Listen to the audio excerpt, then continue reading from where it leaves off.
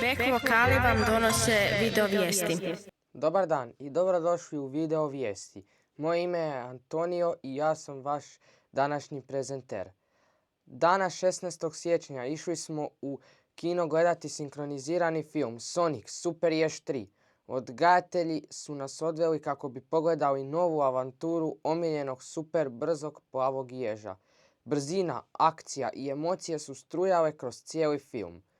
Dana 4. veljače smo također išli u kino i ovaj put smo gledali sinkronizirani film Mufasa, Kralj lavova.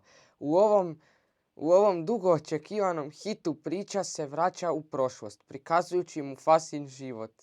Nećemo vam dalje kvariti film jer je ovaj adrenalinski blockbuster donosi nam epsku akciju i napetost kakvu ne smijete propustiti. Mi smo u ovom filmu uživali i veselimo se novim odlascima u kino. Hvala vam što ste pogledali vijest. Do idućeg susreta.